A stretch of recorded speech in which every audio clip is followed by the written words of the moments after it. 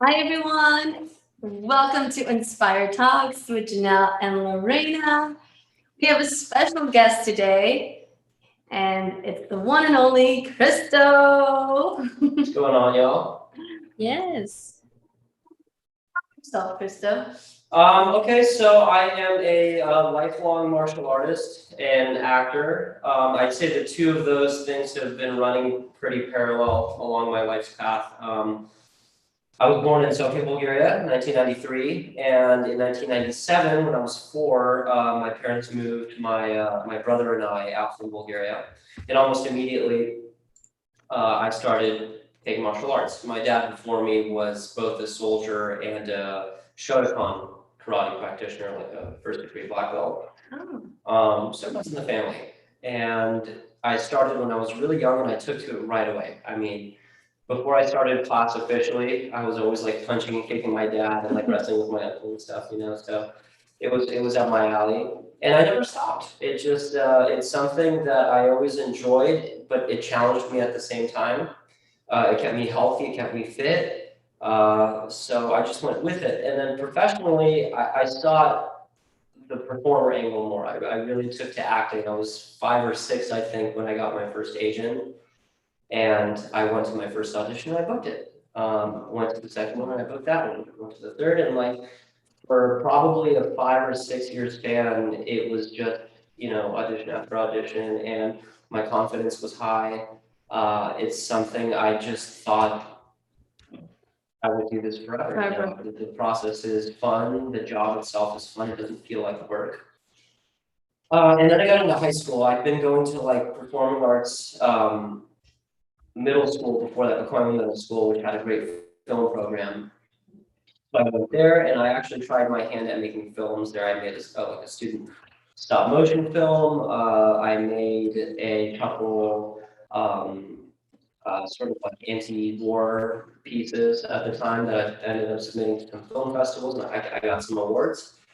So that became really interesting to me too. The whole storytelling process behind just memorizing the lines and being one piece of the puzzle. I really thought if I get a good grasp of how this whole process works, I can make so many of my visions, my stories, my fantasies come to life.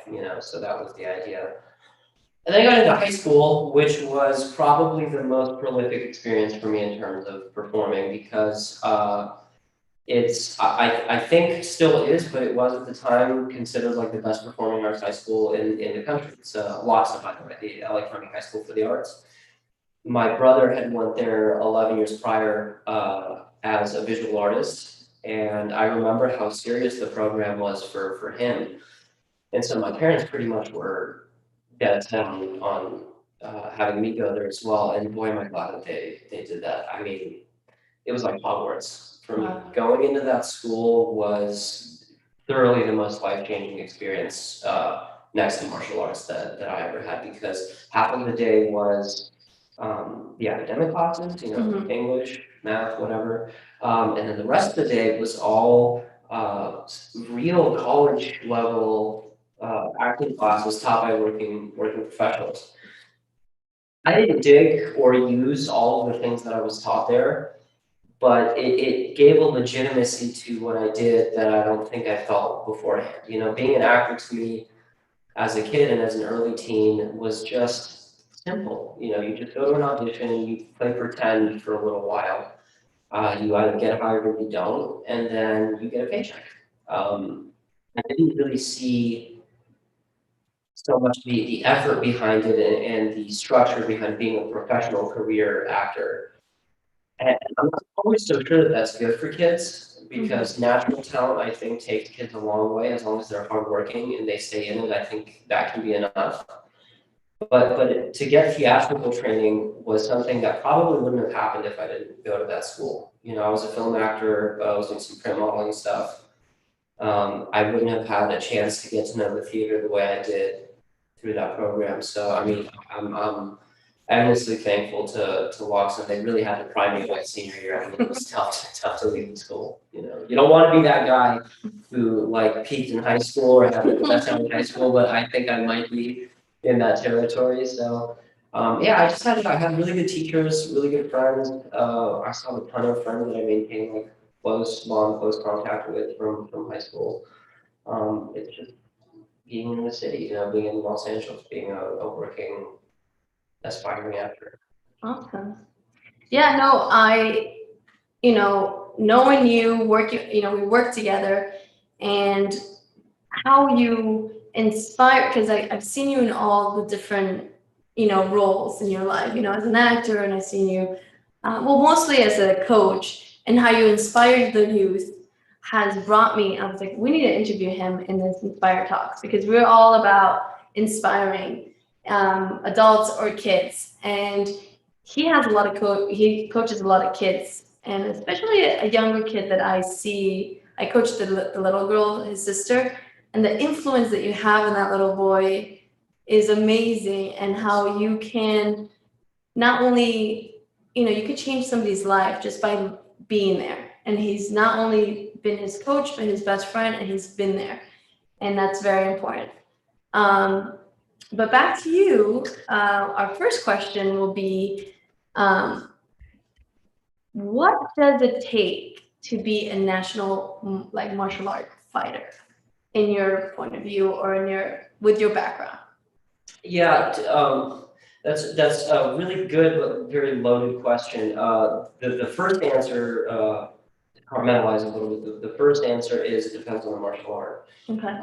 You have something like wrestling, folk wrestling, or Taekwondo, for example, which are brutally difficult, both in their training, but also in terms of the load of competition that you get.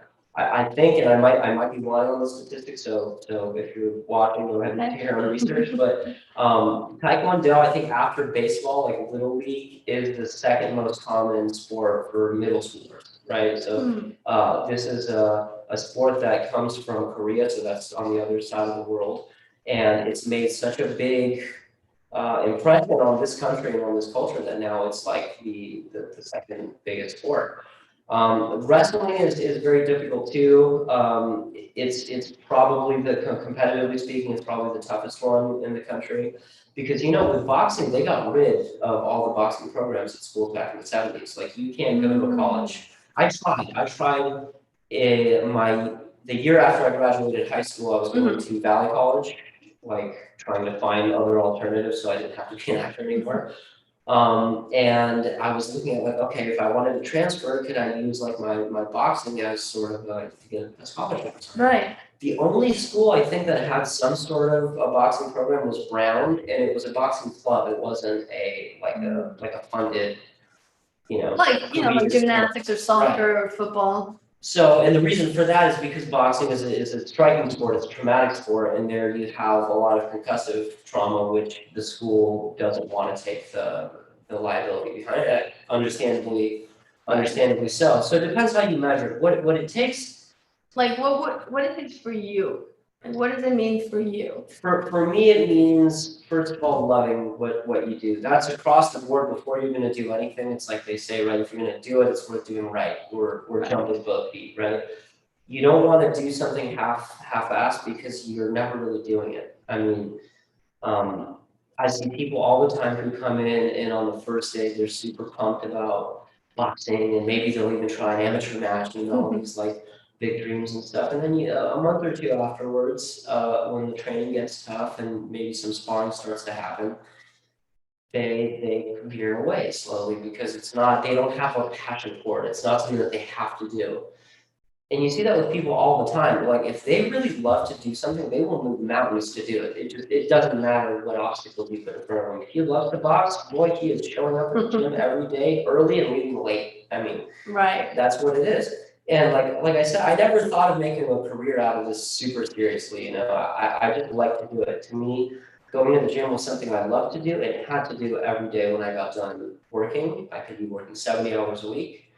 I'm gonna find time to go to the gym, and box. That's what it takes. It also takes Passion. Yeah, passion is number one, and that's across the board, not even for martial arts, that's for anything. For martial arts, there are some particular qualities that do stand out. there's a little bit of an ego involved. Whether that ego is tame and controlled, like a martial artist should be, it's as is expected of like a real bona fide black belt.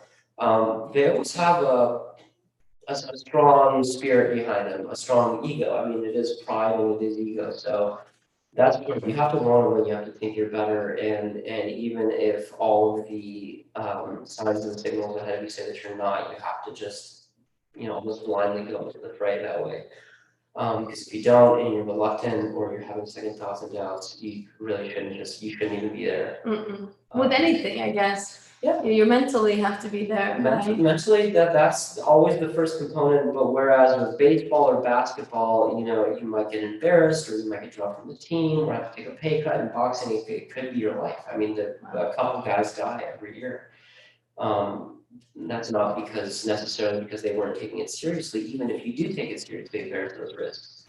So you can never disrespect the sport or yourself by going into a situation mentally or physically unprepared like that. I mean, you have to know the animal you're trying to tame, and boxing is a serious business. So that's true. beyond that, I would say just again, it depends on the person. Resources are a big thing with martial arts. Most of the kids that you see that are really good in making it pro usually are coming from some kind of adversity.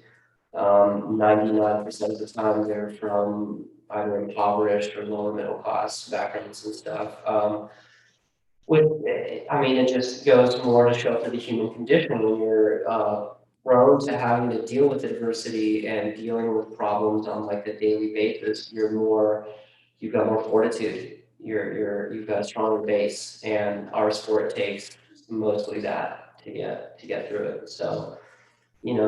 That's not to say you had to grow up poor or had to grow up harsh, but usually they do. Right. Usually they tend to have a kind of a battle, an uphill battle that they're dealing with. So. Very good. I know it was very broad. It was a very big question, but you answered it perfectly, and we just wanted to see what it came from you. And Janelle. Okay, so Christo, we have another question for you. What made you start your business as a personal trainer and fighter? Like, how did you get started doing that? Like I said, it all started when I was younger, just the getting into a process, the being a student, being a pupil. When I was in my pre-teens and early teens, at that point, I was getting ready to take my first black belt test. And eventually as a black belt, I was starting to lead some of the little ones. And I knew even back then, teaching martial arts to kids specifically, I knew I would like doing that. And that was something that was fun for me. And I knew probably I could do that for work at some point, like later down the trough. And then as I got older, I started realizing that's something I could do as well out of high school. For me, it was really tough. I mean, I had only done two things my whole life, and I had done them pretty religiously, which was acting and fighting. So getting out of high school, being kind of like, I was a rebellious kid. So when all of my friends went off to, expensive conservatories, Juilliard, Cal Arts, things like that, I didn't have the same linear path that they did. I didn't have the same plan for myself because the whole reason I liked doing what I did so much was because it was so abstract. I got to be different people with every role that I played. I got to face a different opponent every time I competed. It was a very unique situation every time, which gave me a huge sense of adventure, right? And it itched it scratched my itch for like curiosity for people and how they operate. So out of high school, I just, I went and I did a bunch of dead end jobs. I had a couple good jobs that I just didn't vibe with. I mean, I could pay benefits, suit and tie, cubicle type jobs. And it just, again, I couldn't wait to get done for the day so I could go to the gym and box. I couldn't wait to get with my friends over the weekend and come up with a skit and shoot it. So I sort of dumped those jobs by the wayside, and I found a job. I think it was maybe even on Craigslist. This was 2014, 2015. I just gotten out of a relationship, and I just quit my job, and I was ready, clean, new person, whole new me. So I applied to this one Taekwondo job in Simi Valley, and they called me back. And this was some years since I've been doing martial arts exclusively. I mean, I've been boxing and I've been doing that for a while, but I haven't been competing as a martial artist for a while. So I went in and they liked me enough to give me a job, and I started teaching there, and I started competing with the Taekwondo team. Now, because I had a black belt in Kyokushin karate that was close enough to Taekwondo that in a couple months they awarded me I tried for a black belt in the second discipline. I got my black belt in Taekwondo. So you have a black belt in. I have two of them. I have a first degree in Kyokushin karate, and then I have a first degree in Taekwondo. So I'm a first degree in two different disciplines. Yeah. And is that when you met Grusha? I met Christo when I was 4 years old. Oh no, excuse me, when I was 8 years old. I might have actually met him before that, but I started training under him officially when I was 7 or 8. He's been That was Kyoshi. Kyokushin karate, yeah. This was I think early when Grisha had just moved here. We're talking 2002, 2003, something like that. I started training under another Bulgarian, Master Nikki, who's also a phenomenal coach and a dear mentor and friend. I started training at his studio, which was called Nikki's Pro Karate, and it was in Calabasas. I stayed there for 10 plus years. I mean, it was a serious program. You go into, especially back in the day before like UFC and MMA were as big as they are now, you would go into a traditional martial arts gym, and it was in America such like a scam. You walk in and pay by the month, and they just give you the belt, whether you can do the what you can perform, which you're supposed to perform, whether you have the physical capabilities that are expected of, say, a yellow belt or green belt. It didn't matter. It just mattered that you paid. But this studio, nothing like that. I mean, here it was old school Bulgarian, socialist era, very traditional hard ass martial arts, and it definitely didn't give me a break because I'm Bulgarian. I mean, it was always 10 extra push-ups. Why? No, sir, because you're Bulgarian. So that was a cool relationship that we had, man. I mean, I really, really, really looked up to the two of them, and my dad is a martial artist as well. So yeah, I have your dad here. You mentioned your dad first, and he's the one that. He's 50, at least 50% of the DNA, right? I mean, he's a very individualist sport type of guy, and I totally took after him. I mean, I enjoy playing rugby, football, soccer, but not competitively. When it comes to doing it seriously, it's got to be one-on-one.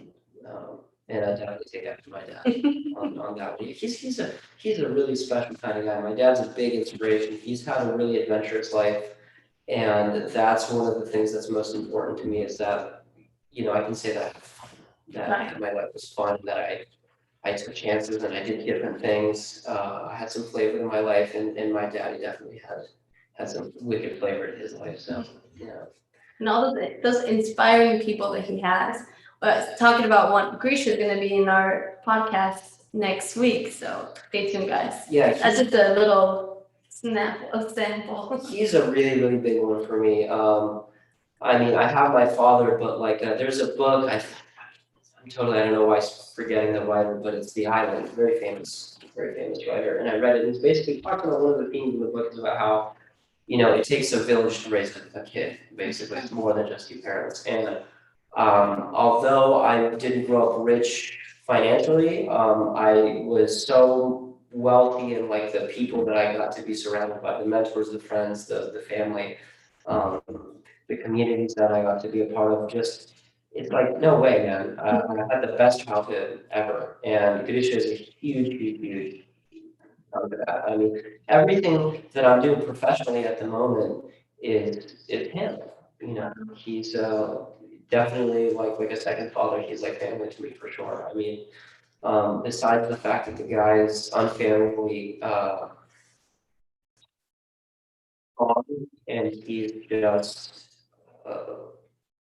never-ending energy.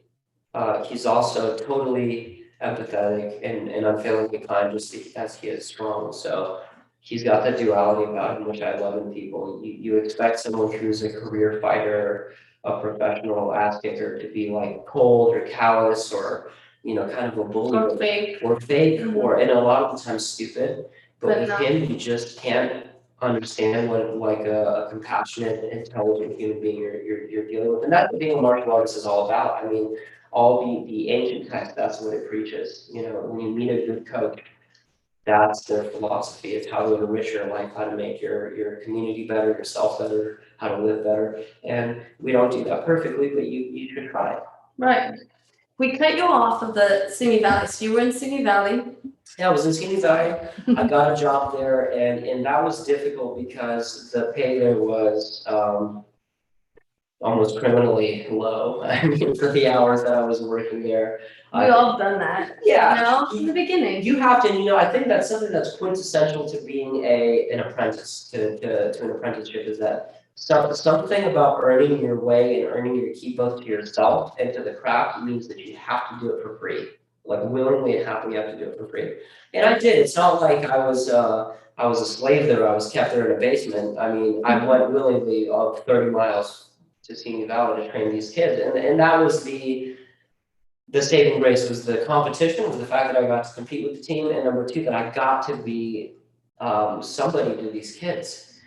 That was the first time ever in my life where I felt really like somebody, and I don't mean that in a like I didn't have self-confidence, because I always had self-confidence, but it's the first time I got to taste what it meant to do something and see the result of what you did and the impact that it had immediately on these like little peanuts who come into the gym. And they're 3 or 4 years old, and they're too afraid at the beginning to even go and sit down with the rest of the kids. You fast forward 2 to 3 months later, and they're doing cartwheels and spinning kicks and having a great time at it. And you're a part of at least a piece of that. Right. It's not all you. It's partially the kids, partially their parents, the other coaches, the other kids.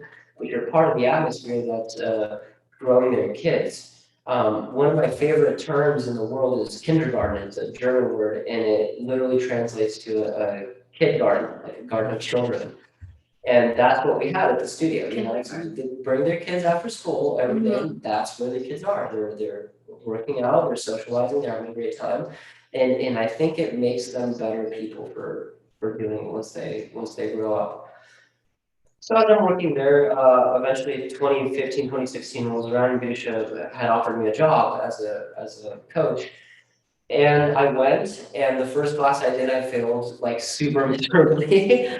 Because I'm used to teaching like in a very traditional martial artsy, like attention, bow, at ease. Then I'll tell them a little something about what you're supposed to do, what you're not supposed to do. And then we get into doing some jumping jacks and some workouts with the adults. They're expecting, Just what? rhythmic, beat counting and high energy, just working out. They don't want to hear what you have to say or your Your motto. technique or Yeah. your motto or anything like that. Let's get the class rolling, because people got to go back to work. So And we can relate to that, Janelle, like as a dance teacher, like teaching at a studio, like a 5, 6, 7, 8 little girls, or teaching at a dance studio where there's women and they just want to, dancing heels or learn how to dance. It's a difference. Work out, sweat. Yeah. it's its own thing. I mean, being a coach, like a fitness coach, really is its own thing, and a lot of people capitalize on that. Like I know it's a really hot job to get nowadays, especially for kids like out of college and stuff.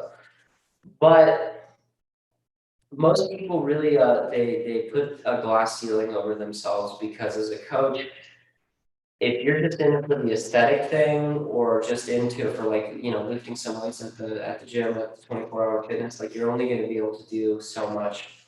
You have to have a sport. That's what I'm always telling like the younger guys who are taking interest in becoming like a coach or becoming a competitor later on, is you have to find a sport or an activity that you like to do, because the only way that I'm able to train with the caliber of people I like to train with is because I have a boxing. Because for me, there's a reason to get up and work, to run at whatever time in the morning, or to work at like 10 o'clock at night to go and work out at the Park of Francisco and everybody. I have a goal. If you're just going to lift some weights, I mean, there's basic machinery that can do that way better than you can.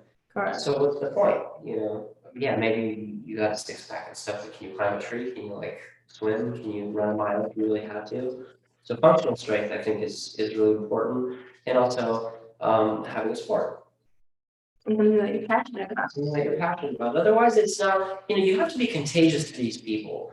A big part of why they're looking for you is because they don't have a reason to do it, because they're not, like we say, motivation, right? Mhm. And to me, that's a slightly a BS-y word, because I can't sell someone on wanting to be something. They have to come to me wanting it.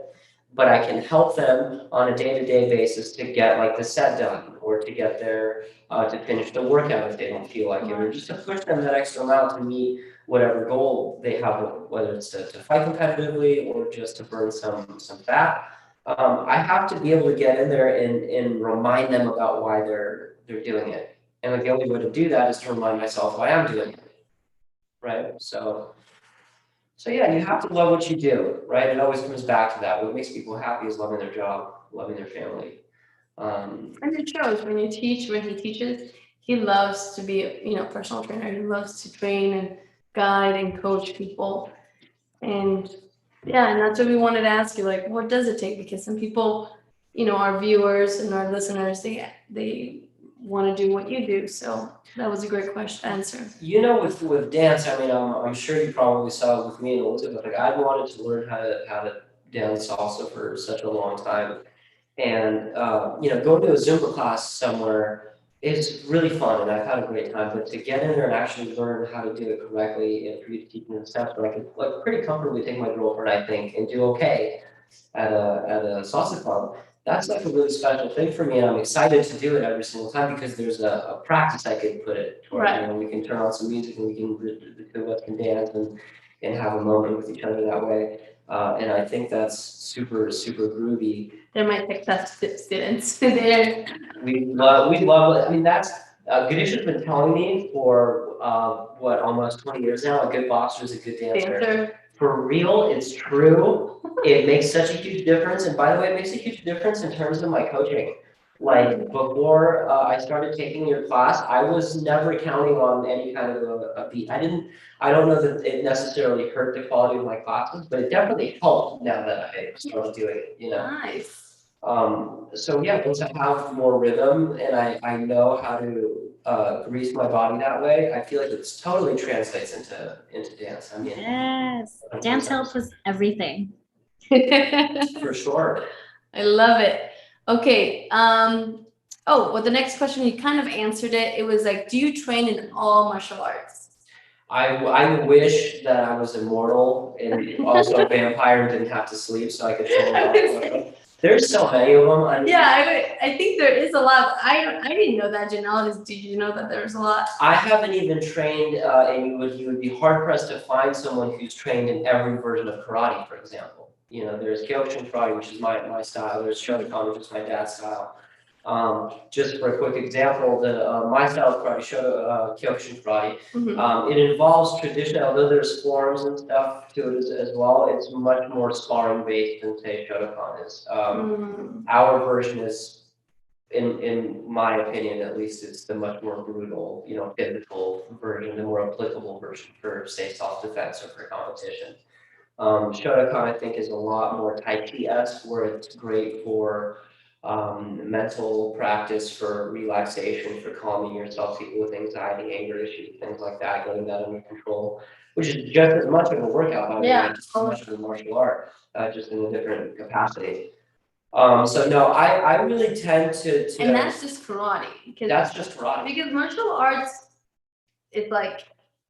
Martial arts are anything. Is boxing goes down in martial arts, right? That's what we call Western martial art. So wrestling, boxing.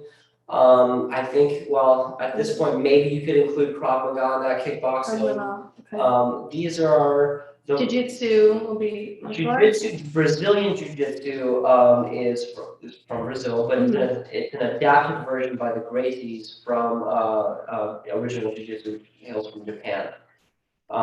Western martial arts also include a lot of like fencing, for example. Saber fighting is a Western martial art. Jousting might even be considered a martial art. So it's basically any martial art that's using the body as expressively, or is using it as a weapon.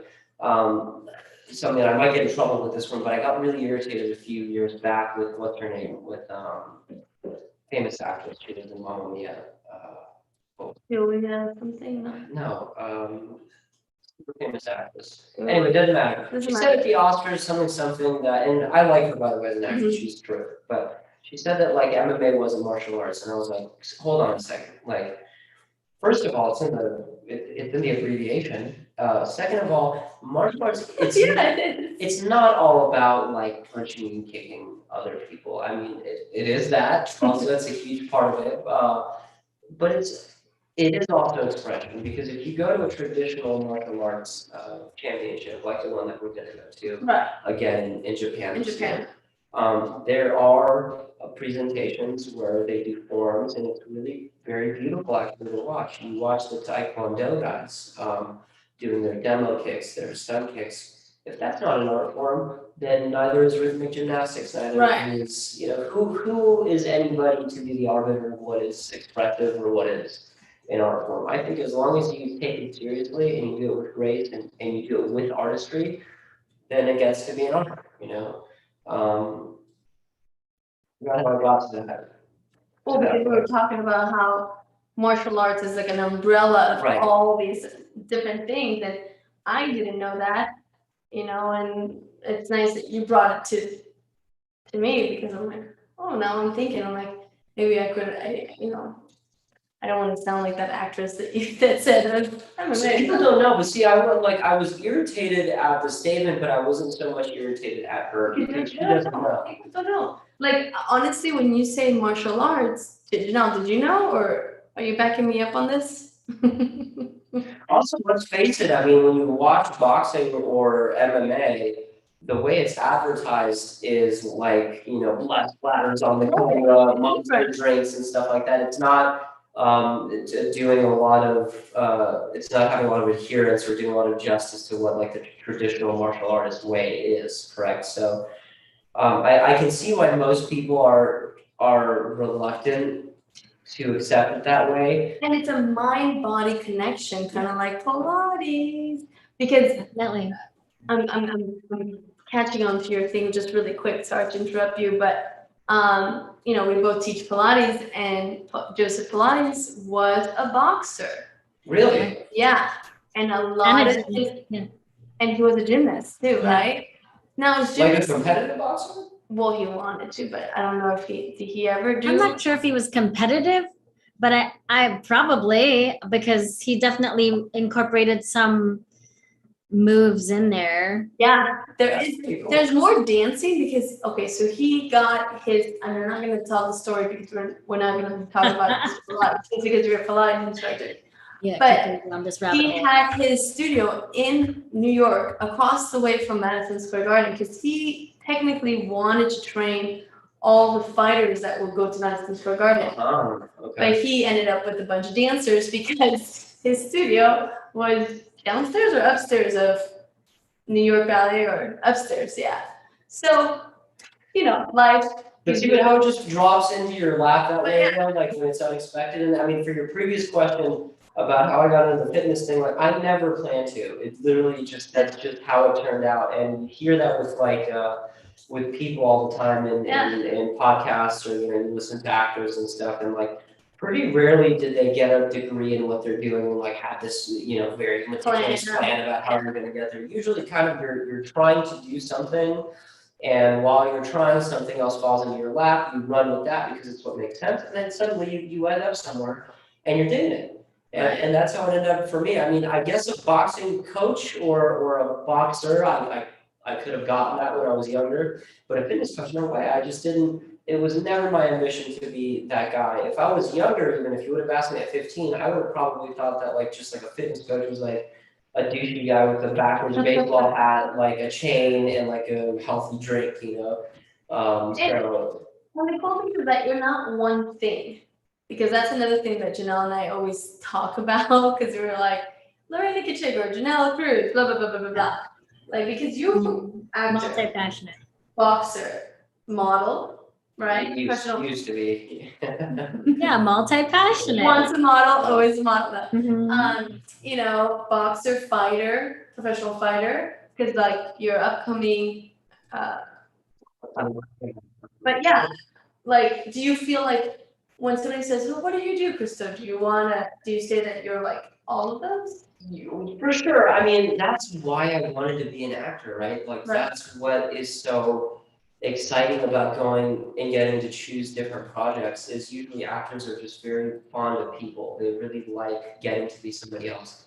And some, I'm sure that's where being two-faced and plastic comes from because they're so malleable as people. But for me, there's a curiosity in that because like every job, I've had quite a bit of jobs up until 28. I didn't just go to university afterwards, so I held a lot of jobs, and I was really interested at least the first month in every job I did. I worked for Jersey Mike's, I worked at Hollister for a while, which ended up being terrible, terrible I experiences. cannot believe how you can stand that smell. It's the horrible. perfume Yeah, horrible. they spray. Like my brother worked there, and he would come home, and I'm like, "What? Did you bathe in it?" Like, Yeah, first of all, it stinks, and second of all, the people were like not the most polite, and there's only so many hours you can spend like shirtless outside in the mall with like 12-year-olds laughing at oh, you. you were the shirtless Yeah. So, guy. I had, but it was rad in the beginning because it was a new job. Right. Like, No, and that's what everybody needs. Everybody needs that. You gotta find yourself. You gotta go out there, right? You were not afraid of, picking new things and. no, I couldn't live any other way. I'm too. It gets too boring. It gets too meticulous, and that can be an issue for you for an adventurous soul in like at least in our Western country that we live in, America. That's like a dangerous proposition to be like a Renaissance man or woman because I don't think. the more you have a niche here, the more marketable you are, right? Like Right. that's how people make their living out here is they do something nobody else can do and they charge just crazy money for what they're doing. And so it's dangerous to be like a Joe Rogan type guy is really, I think, rare for most people. They don't get to have those sets of skills or those sets of interests where they're pretty good at many different things, but don't necessarily have one arrowhead focus. And my dad was a lot like that, by the way. I mean, though he's an artist and his main, I guess, his general main focus was animation and was his artistry. He was like loved windsurfing, he loved skiing. He also, I think, has a minor as an electrician, which is very common in our culture. I think that had a big cultural Because you were raised in Bulgaria. I was first 4 years I was raised there, and then from 7 until 17 I was there for 3 months out of the year for the summers. But I'm also surrounded by Bulgarian people, Grisha, Nikki, my cousin, John, one of my best friend's dad. I have the island, the village I was talking about. Most of those people, yeah, were the Bulgarian-American community, my family that put their 2 cents into raising me.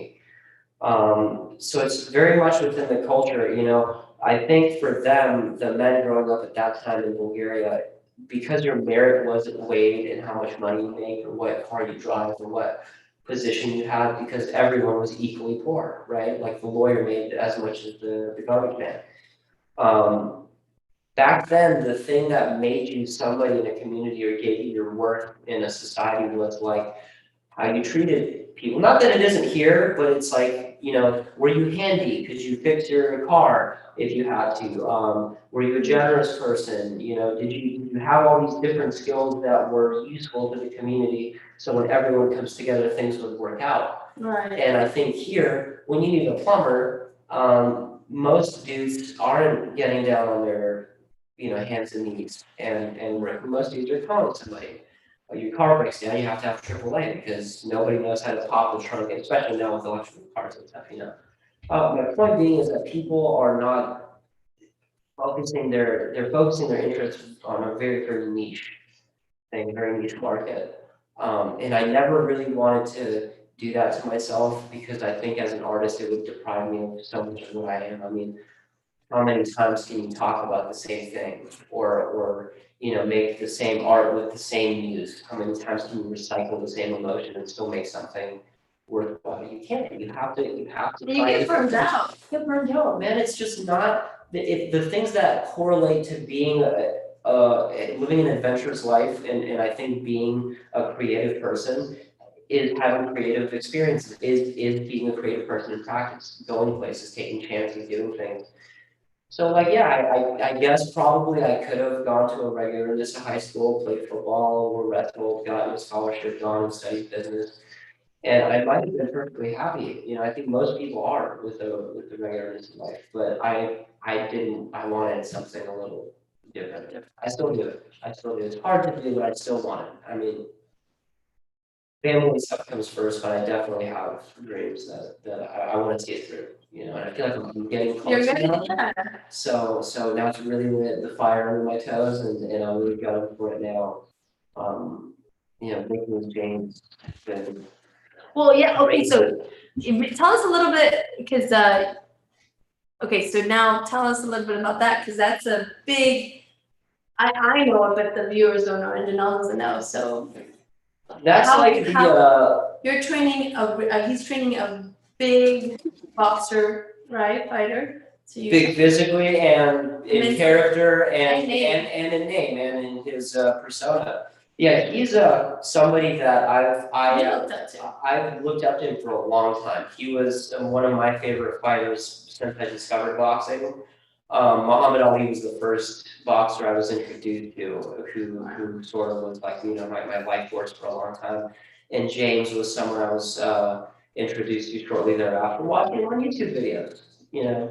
That's the kind of stuff I did. When That's crazy, other- watching him on YouTube videos, other And then- people were out,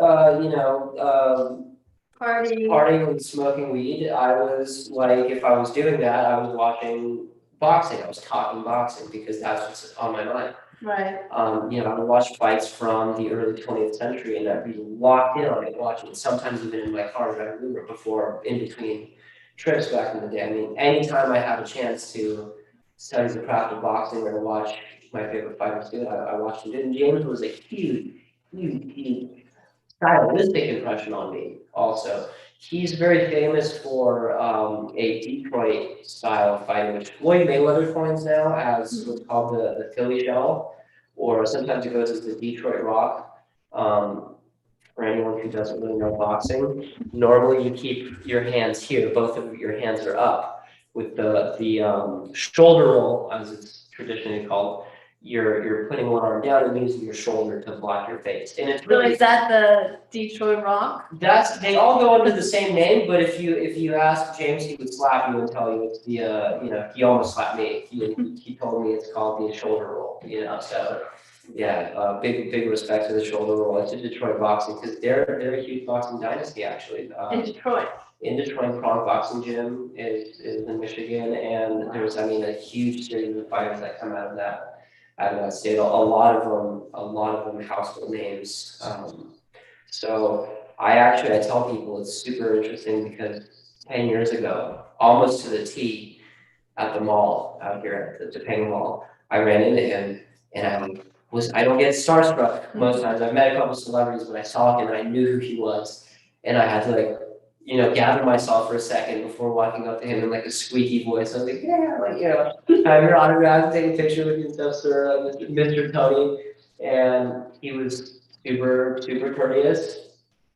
And he took a picture with me and I posted it. And I was, I think, high off that picture for at least a month. Wow. And Do you know I still have it. Yeah, it's on Instagram? I actually showed it to him once I started training him. It was a cool moment.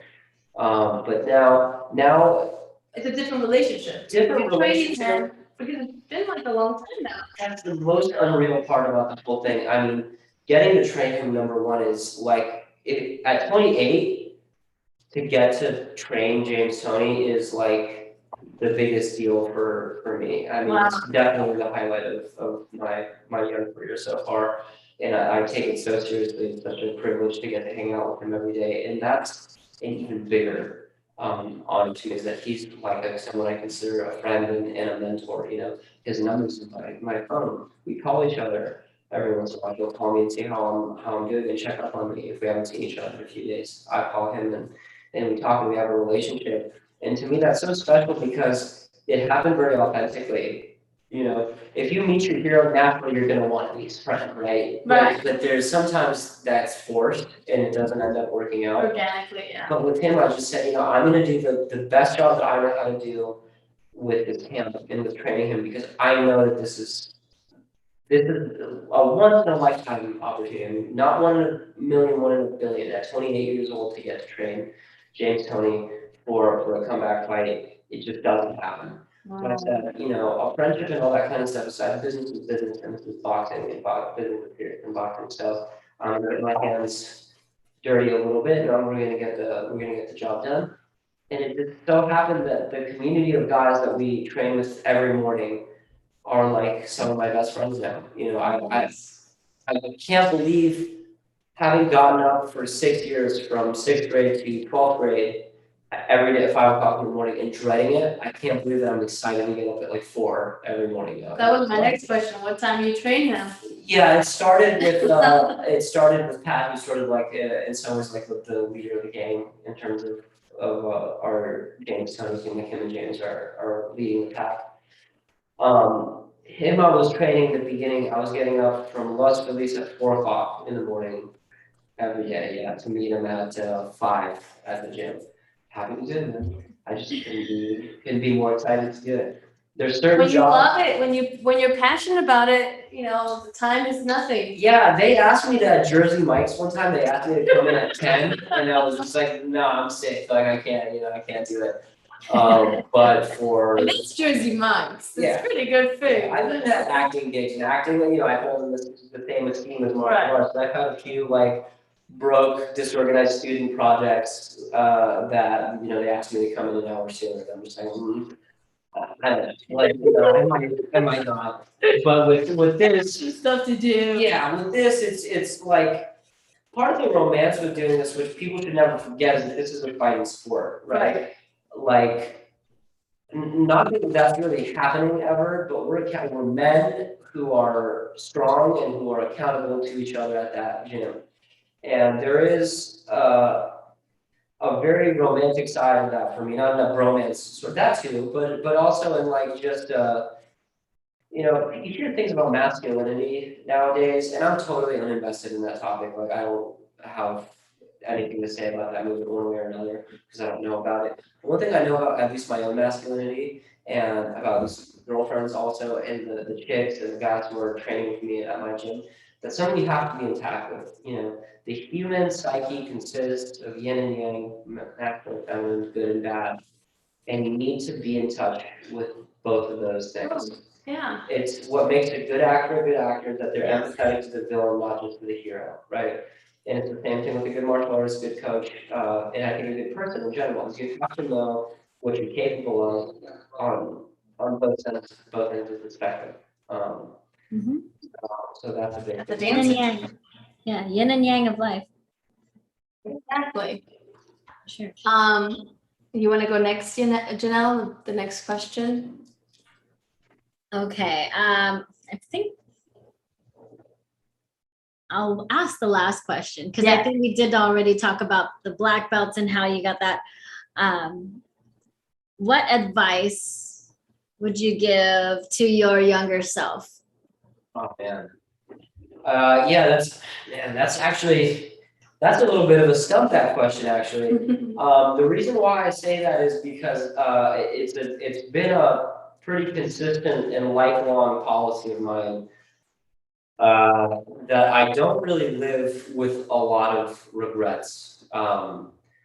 That's not to say that I couldn't take any advice, but you hear the old cliche of it took this happening to me to make me, right? Like this is essentially your story and in how you are yourself. It is the experiences that brighten you. So I'm going to stick by that generally and say that there's not much that I would go back and advise myself to do differently because I'm pretty happy with where I am now. But if we're talking about like things I could have done differently to maybe be further along in my career or to be more enriched, I would say just to have committed to the things I knew I loved in the first place. That's a difficult thing, I think, for any young person growing up, is that initial commitment. You see it all the time with people either burning out after high school and just getting a regular job and having to figure it out, or going to college and then trying many different things before they're able to marry something, and then they get their degree, and guess what? Then they leave with the degree and they end up getting a job and a career in something totally different. It's life is about figuring out what's going on in the moment and having some plan for the future. But I would have told myself just you love to act, man. You love to act. You love to fight and to teach people how to fight and the history, the romance behind pugilism, the history of boxing. So just commit to that and don't turn back because I'm 28 now, and that's not old by any means, but it definitely is a blink of an eye past 18. Like time after I graduated high school, I started going like that, and I really mean that. So if this ever, if you're 18 and you're listening to this, just know that you're going to grow, and like pretty soon, you're going to be an adult.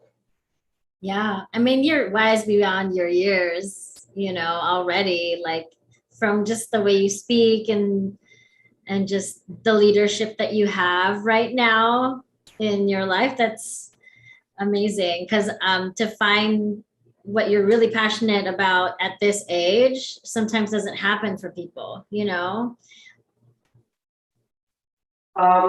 It's a part of how it fell in my lap. It's the same story. I didn't really speak this out. I really Right. imagined, fantasized that I could maybe hopefully be someone like Muhammad Ali or someone like Grisha or someone like Dumbledore or Mufasa, who were like really inspirational fictional characters for me because I liked their confidence and their empathy. Again, like I said, that duality I think is very important in a leader, in a generalissimo.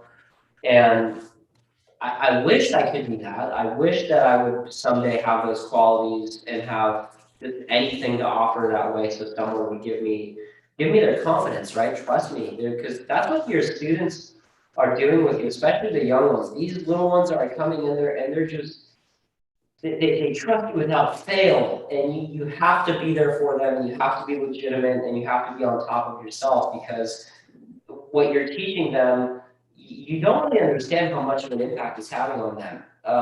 Even being a boxing coach or a karate coach, it's not just, oh, 1 hour they drop them in, you make them do a couple push-ups, and then they leave. They are watching you and studying you, and you're a bigger, stronger person than them, especially if you're kind of closer to their age. If you're in your 20s, teens, and stuff, they really are reading you all the time. So you have to have some accountability to these little people. Yeah. Um, and that's a big inspiration to me. Doing my job is always something that's important to me. You should always do your job, I think. You gotta do your job. So Well, you're amazing. you guys are amazing. And we love you and we Thank you. want to keep talking. And I know we're almost done with time, but we had this really cute five like 1 second answers. You can't even think. Okay. You can't Cool. even Lightning round. yeah. Okay. Lightning So round. there you go. Shoot. Trivia So, question. All right. So don't even think about it because we really are pushing time. Yes. Okay. So what are 3 movies that you will recommend to our audience? Snatch, Lock, Stock, and Two Smoking Barrels, and Wait, say it again. Snatch, Lock, Stock, and Two Smoking Barrels, Okay. and Oh Brother, Where Art Thou? Wow. Okay. And Dances with Wolves. Here's 4. There you go. 4 great movies. What's your favorite food? Bulgarian food. Okay. I'm a local food. Janelle? What do you do in your downtime? Perfect. Oh, we didn't talk about that. What? Okay. Well. Okay. What is your favorite character from whatever movie that you just watched? Oh my gosh. Okay. My favorite character ever has got to be. It's got to be Mufasa. Oh wow. It's got to be Mufasa. Mufasa. They're weird. There's Wait, between. Mufasa's the bad guy from Lion King. No, that's Scar. Oh. Mufasa's the dad. The dad. Yeah. Okay. Yeah, Between Mufasa. Mufasa, Dumbledore. Okay. From Harry Potter, of course. Vegeta from Dragon Ball Z, and what other fictional characters? No, those are too much. I would say Mufasa. I remember being in the movie theater when I was like 2 or 3 with my grandma back. This is so bad in here. 2 or 3. Swear to God, this is how I have an elephant's memory. I can't remember what happened 10 minutes ago, but I can remember what happened 15 years ago. That's like crazy. that. Okay. So yeah, I'll say Mufasa. Mufasa. Yeah, fictional character. Mufasa. Okay, go Janelle, your turn. What are 3 podcasts that you listen to or that you would like to recommend to our listeners as well? Dude, you know what? I do listen to the Joe Rogan podcast. Everyone else knows that one. You know what? The ones that I listen to What? are the name of the podcast. I don't know. They're martial arts podcasts. One Okay. of them is Uma Fight Camp. Uma Fight Camp, and it's not a podcast as much as it is a fight channel, although it could be considered one. Mhm. And it's great because it doesn't have it's not a small following, but it doesn't have the greatest following yet. And the owner of the channel, the owner of the content, he's like a phenomenal martial artist and has like such a wealth of knowledge from boxing to Aikido. So if you want to just know things about martial arts generally, Uma Fight Camp is a great one to look up. I think the Joe Rogan one is pretty cool because he has the ability to have a lot of different types of people, both very famous and not as well known. A third one being there's a history one, but I just forget the name. The Noble Ones, maybe it's called the Noble Ones, and it's a dorky history podcast about like knights and wars and ancient Okay. wars. I'm such a sucker for stuff like that, so. So we learned something new about Christo. If ancient military stuff and history stuff, I'm just such a sucker for. So Yeah, the Noble that's Ones, very yeah, you true. can check that channel out. It's pretty cool. Awesome. I would like to thank you again for Thank coming in. Yes. And Have where such- can our listeners find you Yeah. and work It's with a you? really a huge honor for me that you guys asked me to be Oh, thank you. one of your guests. I love talking about myself, so. I think everybody does. Everybody does. And I should do it Let's just be more, honest. so I'm going to. So now I'm inspired. I've been wanting to do this for a really long time because I do listen to a lot of different content sporadically. And I've been wanting to do this, and now I'm doing it. So I'm going to continue to do it. You can find me on my Instagram at coach_Christo on Instagram. And I'm gonna start doing a weekly podcast. We're gonna try and just keep people's palate to like 1 day a week Christo podcast. And then maybe, later down the trough, we'll start doing an everyday thing, maybe like an hour Yes. every day. Nice. Most of More it's gonna be- podcast people that we have on here. That's amazing. I love Yeah, it. and you guys can be some of my first guests. We would love to. We would love to. Most of it will be right up your guys' alley. I mean, a lot of it is gonna be martial artsy stuff, but I wanted to be a pretty loose prompt type of a thing, just casual conversation. On that one, we can totally have a beer or seltzer. Hey, we're all about it. Thanks a lot, you guys. Well, thank you again, and thank you, Janelle, for being with me too. Thank you, Christo. We were right here together, so it was awesome. So thank you for watching, guys, and until next time, live, love, and inspire, guys. Others, yes. Inspire others.